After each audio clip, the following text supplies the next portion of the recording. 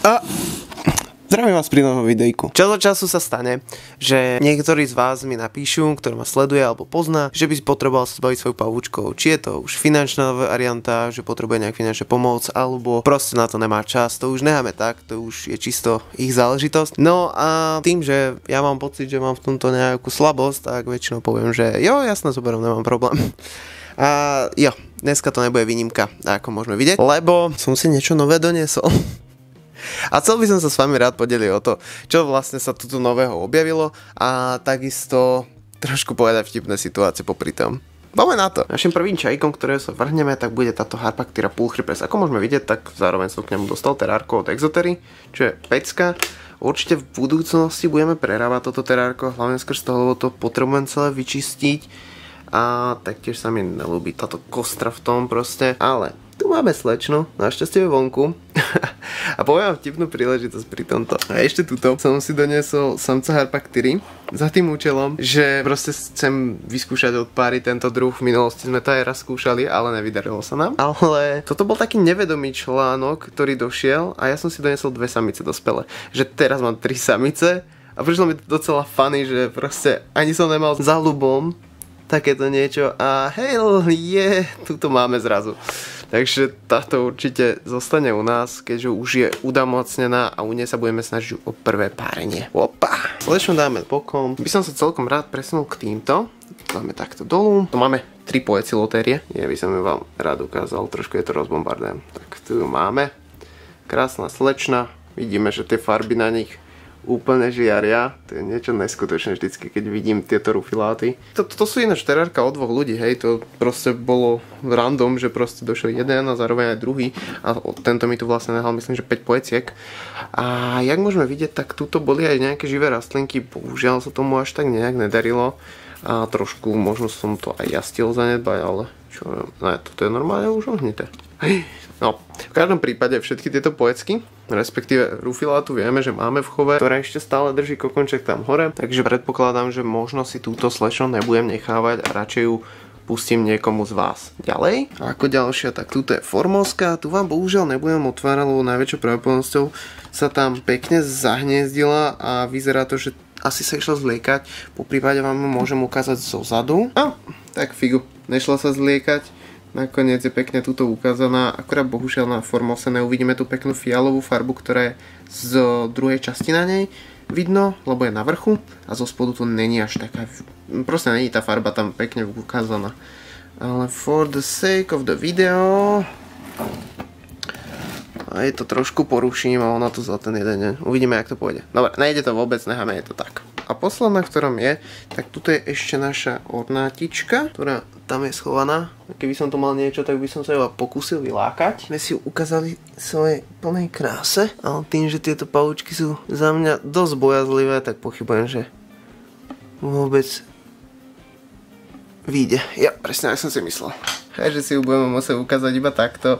Hej, je to malá ornátka ešte, takže s najväčšou pravdepodobnosťou pôjde niekomu z vás skrz toho, lebo ornátku takisto mám. Ja, a zabudol som dodať, Formosa takisto asi pôjde k vám, takže z týchto čajíkov nám tu nič nezostane, ale v tejto várke z tých 5 pojeciek určite niečo zostáva a to je táto slečna, ktorú asi ani teraz momentálne neukážem.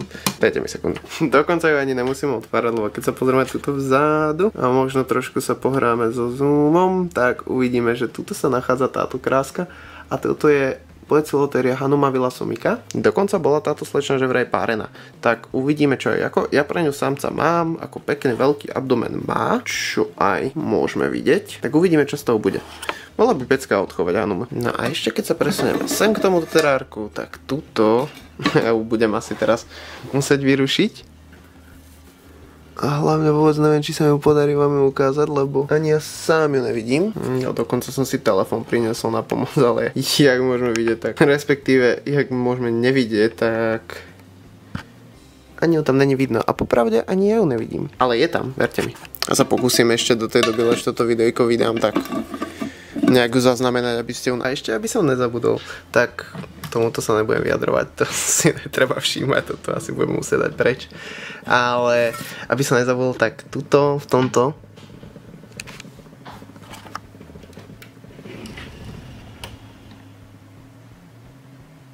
to bol kto. No, v tomto darárku sa nám nachádza Pterynochilus murinus, red color form a budeme dúfať, že ho nájdeme.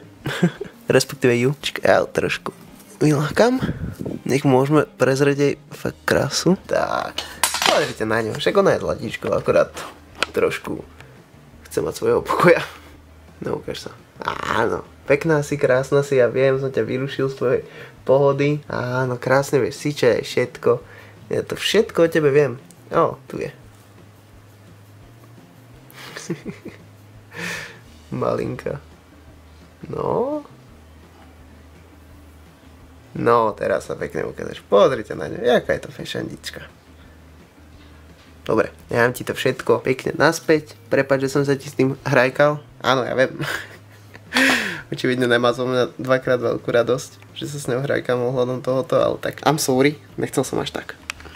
Chcel som ťa iba ukázať na video. No a posledný čaj, ktorý nám tu pribudol, tak je voilà tento. Toto je Chilobrachys species Electric Blue, respektíve Natanicharum. A voilà, tu je, pozrite sa. Neviem, toto otváranie je hrozné, budeme mu musieť premiestniť do niečoho, ale pozrite na ňu, však ona je taká krásna, obrovská. Joj, fakt je nádherná. Opsej. Pozrite sa na to. Ježiši Kriste, aká je pekná. Fú, krát jedna vec by ma pre ne zaujala, že neviem. Áno, chcel som vám ukázať tie nožky krásne. Táto je celkom čerstvo po zleku. A takisto ja mám samca v subadultnej verzii. Tak uvidím, jak to pôjde, ale fakt je nádherná. Joj, si. To zoberiem trošku do svojej parády a trošku vám takto ukážem. Pozrite na ňu. Ten veľmi pozoruhodný pavúčik. Ukáž mi ešte trošku? Ja sa ospravedlňujem, ale je to celkom hard pre mňa manipulovať medzi jednou rukou a druhou trošku zaostrovať, takže všetko musím nehať na automatike. Ale joj. Naozaj je to pekný vtáčkár. No, tak môžeme zavrieť aj túto slečnu a pozerám, že sa mi prehodili jedna aj druhá strana. No, nevadí. Ako som ja toto videjko natáčal, tak som si ani neuvedomil, jaká doba prešla a nejak som na ňo pozabudol. A poďme si ukázať ešte, čo som ďalšieho to niesol, alebo kvázi nám pribudlo v chove. Veľmi rád vám ešte ukážem ďalšie, lebo je ich dosť. Veľmi rád by som to zobral takto postupne. Toto je naša veľmi drsná Chilobrachys fimbriatus. Je to veľká samička a jak môžeme vidieť, tak temperament tam určite je. To spodu čierna, ani ňu nevidíme. Inak ešte dopredu by som chcel povedať, že všetky zatiaľ tieto čajky máme v dočaskách skrz toho, lebo snažím sa tlačiť na pílu s teráriami, ktoré vlastne vytváram. Už to vyzerá byť vo finálnej forme, len bohužiaľ mi sklenár je na PNK a nemám sklo. A nechcem brať od iného sklenára sklo skrz toho, lebo s týmto som spokojný jednak. Ale nemá najlepšie ceny.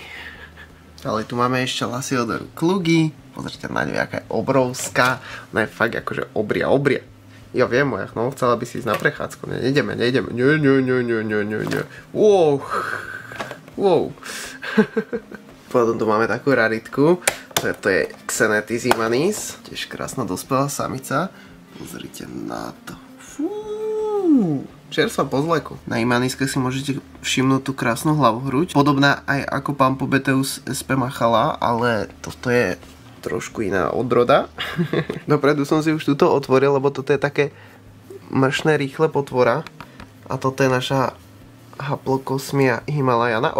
Vidíme, že fakt malý pohyb a ona sa dokáže laknúť a potom začať behať jak sprostá. Respektíve šialená. Taktiež tu máme ďalšiu Chilobrachysku, toto je Chilobrachys species Kencrachan.